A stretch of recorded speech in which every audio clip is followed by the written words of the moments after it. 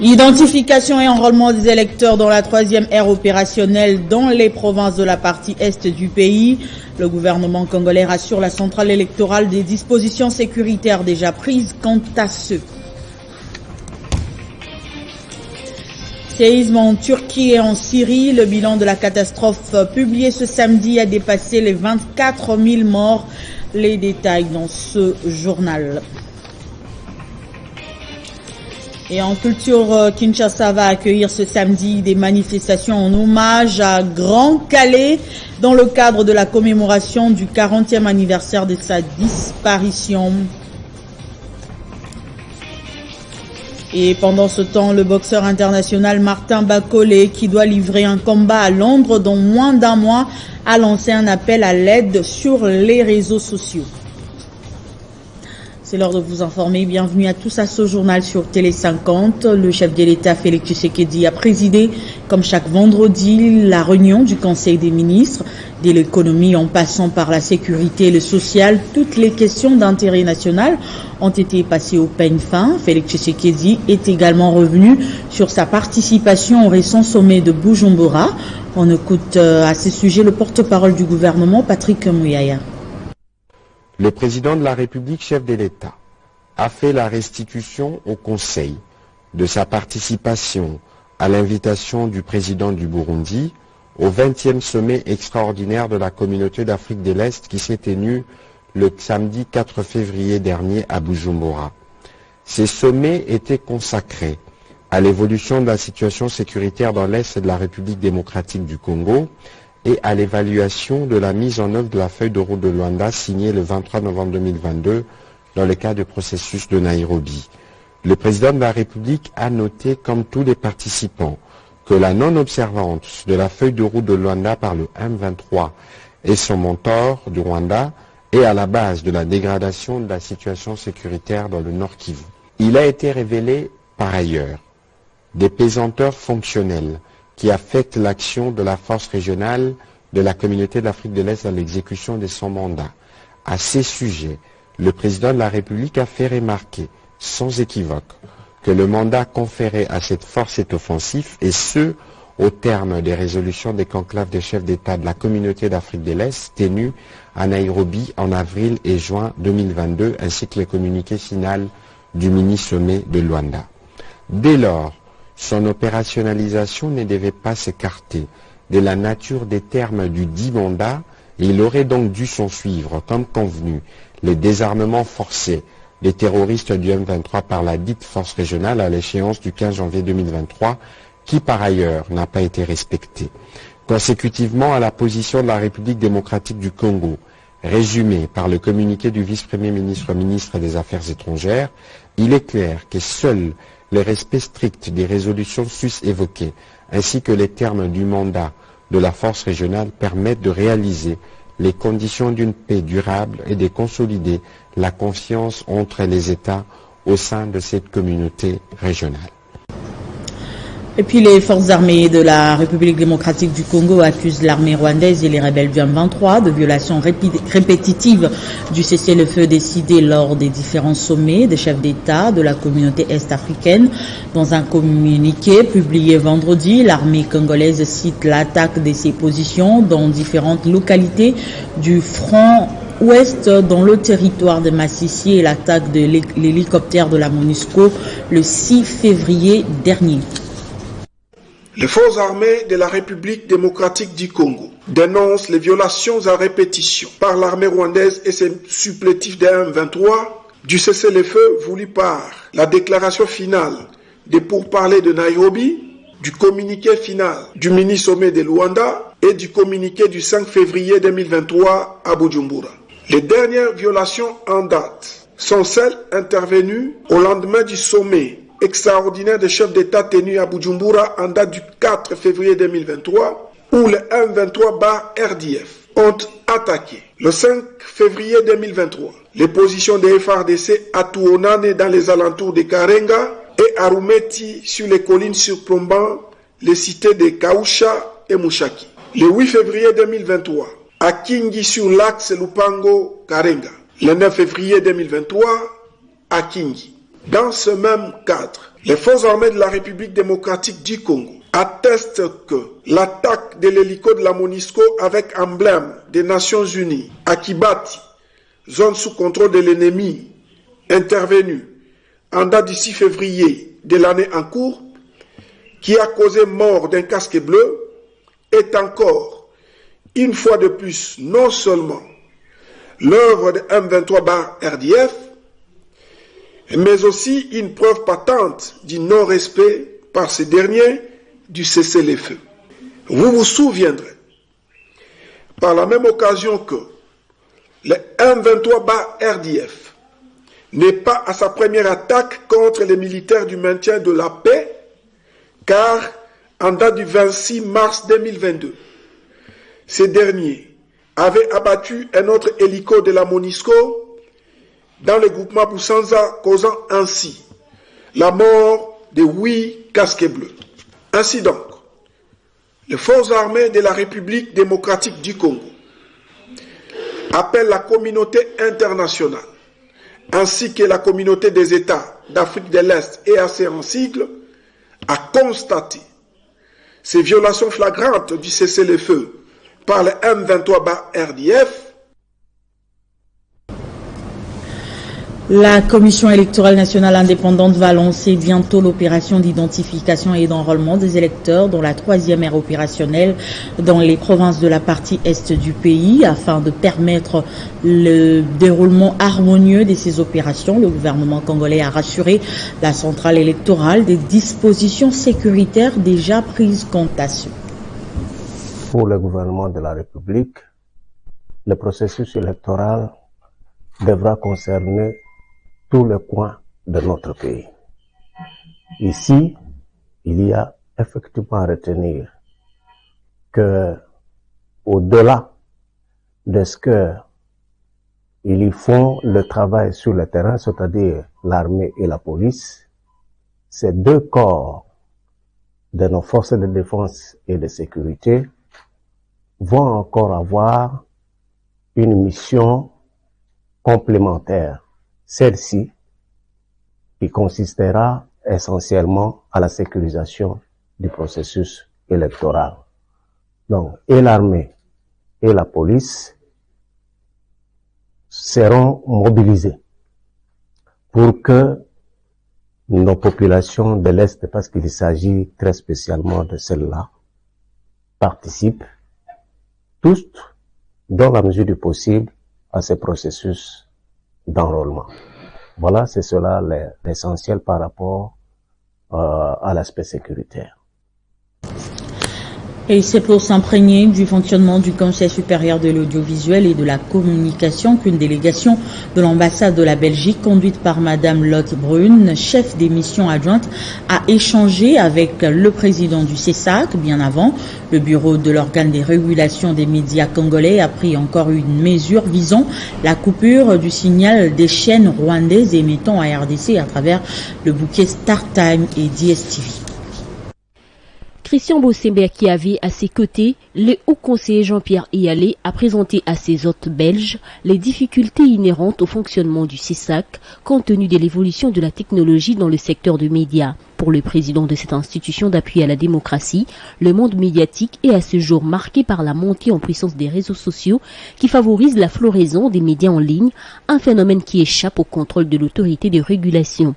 C'est dans ce cadre que le nouveau bureau de cet organe a pris certaines mesures pour protéger les consommateurs de médias en cette période préélectorale et d'insécurité dans l'Est causée par le M23 soutenu par le Rwanda. Il s'agit notamment de l'interdiction de la campagne électorale précoce sur les médias et de la coupure du signal de chaînes rwandaises émettant sur Canal+.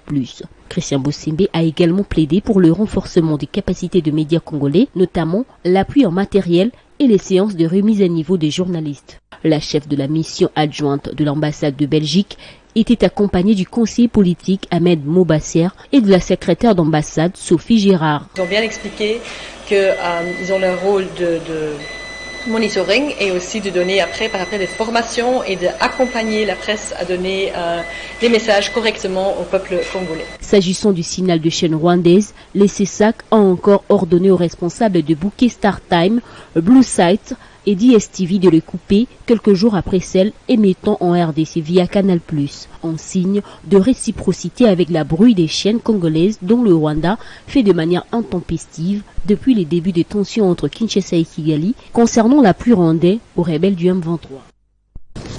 Et en dehors de nos frontières, 5 jours après les violents séismes qui ont sémé le chaos dans les sud-est de la Turquie et le nord de la Syrie, les secouristes sont toujours lancés dans un contre-la-montre pour retrouver les survivants.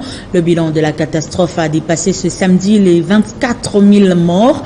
L'aide internationale pourrait être acheminée aujourd'hui dans toutes les zones sinistrées de la Turquie et de la Syrie. Et puis les activités du festival Amani ont démarré à la Téné d'Ibanda à Bukavu. Cet événement qui prône la paix et le vivre ensemble se tient pour la toute première fois au Sud Kivu après la 8e édition qui a été organisée à Goma.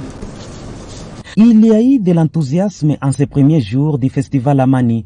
Les activités dureront 3 jours et rassemblent plus de 10 000 festivaliers, tous autour du message principal Amani, un nom qui désigne la paix. Presque toute la ville de Bukavu est mobilisée pour prendre part à cette messe culturelle. Celles et ceux qui font des petits commerces, ainsi que ceux qui ont d'expositions, ont pris des stands dans l'enceinte même du festival. C'est le cas du projet intégré de croissance agricole dans les Grands Lacs, Picagel, un projet du gouvernement congolais financé par la Banque mondiale dans son stand des collines de sacs de riz labellisé Nyange Nyange, un riz frais, bio, produit par des coopératives agricoles appuyées par le projet Picagel. Avec une odeur 100% bio, qui a attiré l'attention de tout festivalier, certains se sont arrêtés ici pour se procurer d'un ou de plusieurs sacs selon leurs moyens. J'avais jamais eu l'occasion d'en acheter.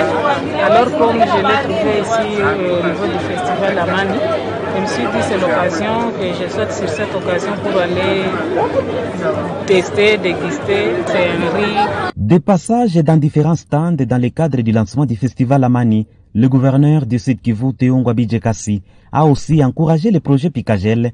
Il a demandé aux responsables de multiplier la production locale afin de permettre à la population de consommer les riz produits localement.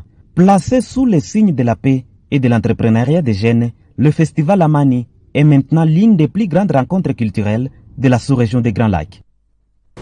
Et puis les 9e Jeux de la francophonie prévus du 28 juillet et au 8 août prochain à Kinshasa. Les sélectionnés du volet culturel sont connus. Ils ont été présentés au cours d'une conférence organisée au Musée national, une occasion pour la ministre de la Culture, Arts et Patrimoine d'exhorter la population à soutenir la participation de la RDC.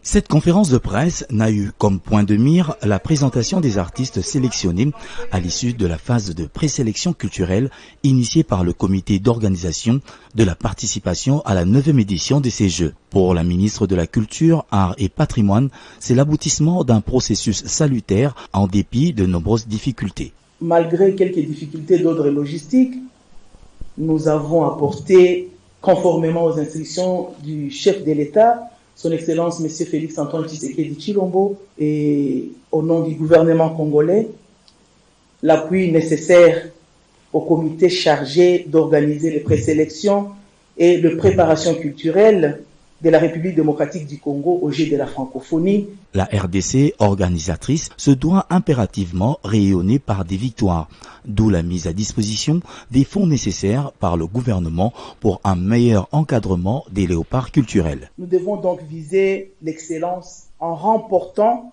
des grands nombres de médailles pour faire honneur et grand plaisir au peuple congolais. La phase des présélections achevée, le comité d'organisation s'investit dès à présent dans la préparation technique. À partir de maintenant, nous allons nous lancer à les préparer pour se présenter au concours lors des 9e Jeux de la francophonie. D'un enjeu d'ordre national et international, la population congolaise est appelée à s'approprier cet événement et soutenir ses ambassadeurs sélectionnés à travers toutes les provinces du pays. Et je l'annonçais au sommaire, la capitale congolaise va accueillir ce samedi des manifestations en hommage au patron de l'orchestre African Jazz, Feu Kabasele Chamala Joseph Athanase du Grand Calais, dans le cadre de la commémoration du 40e anniversaire de sa disparition. Nous y reviendrons avec plus de détails dans nos prochaines éditions. Et en sport, la poursuite du championnat national de football reste hypothétique, faute des moyens financiers. Au cours d'une réunion tenue au siège de la Ligue nationale de football, la commission de gestion a expliqué aux dirigeants des clubs les difficultés qu'elle rencontre, lui empêchant de relancer la 28e édition. Nous sommes venus à l'invitation de la FECOFA.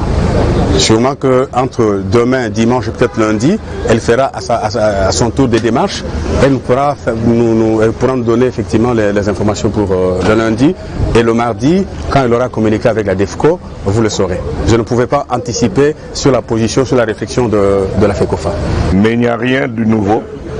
Nous pensons que la FECOFA a entendu les cris d'alarme de la DEFCO, c'est-à-dire les clubs réunis, et au regard de conditions que nous avons posées, la FECOFA a préféré réfléchir, rester réfléchir, mais néanmoins elle a reconnu que nous avions raison. Mais les clubs tiennent absolument à ce qu'il y ait des propositions dans le sens de trouver des solutions durables, des solutions qui permettront à ce que le championnat, si ça doit commencer, ça commence jusqu'à la fin. Et si ça ne peut pas commencer, à ce moment-là, les clubs ne peuvent pas continuer à souffrir. Et plusieurs disciplines de salle seront pratiquées dans les normes à Kinshasa grâce à la construction de la police nationale congolaise Arena. Un ouf de soulagement pour plusieurs disciplines qui n'arrivaient pas à rivaliser avec les pays du Maghreb. La PNC Arena va abriter plusieurs rencontres locales et pourquoi pas zonales, estime Christian Matata, président de la FEVECO. Et je l'annonçais au sommaire, le boxeur international Martin Bakole, qui doit livrer un combat à Londres dans moins d'un mois, a lancé un appel à l'aide sur les réseaux sociaux, pourtant élevé avec les honneurs après sa victoire face au Français Tony Yoka. Il se dit totalement abandonné par le gouvernement congolais. En ce moment, il n'aurait même pas de quoi payer son billet d'avion pour effectuer son prochain déplacement. Bonjour.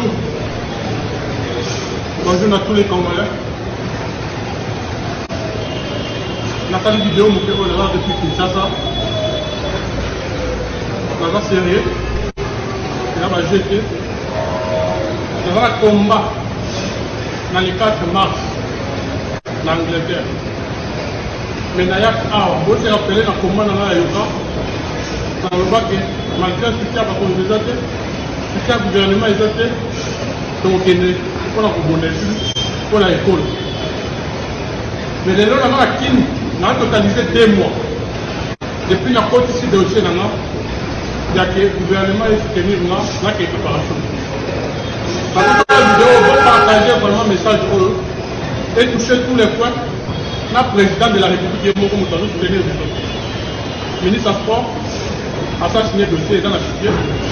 La base qu'on a 2 mois dans le Congo. Et puis quand on a 1 mois qu'on a gagné le combat. Pas la Guinée. Il y a encore dans le bas. Tous les lacs. Attends à Léopard que nous avons d'autres mois. Retard. Donc se préparer bien fait. Ah, on a d'autres pris la Guinée. Dans d'autres zéla. On a pas eu l'hôtel là-bas 2 mois. Dans d'autres zéla. Soutien au gouvernement. Et puis dans d'autres zéla vraiment. Si tu peux, ça s'arrête 2 mois.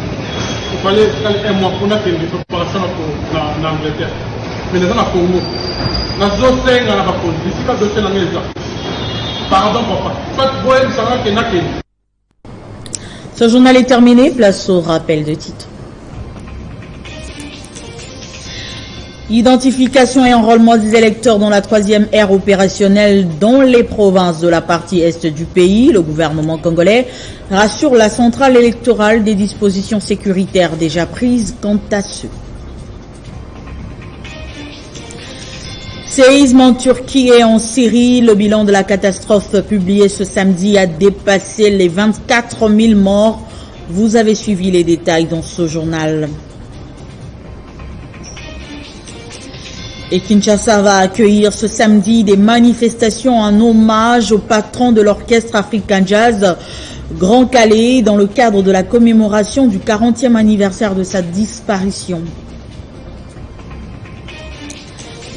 Et pendant ce temps, le boxeur international Martin Bacolé, qui doit livrer un combat à Londres dans moins d'un mois, a lancé un appel à l'aide sur les réseaux sociaux. Merci de nous avoir suivis et surtout restez fidèles au programme de Télé 50.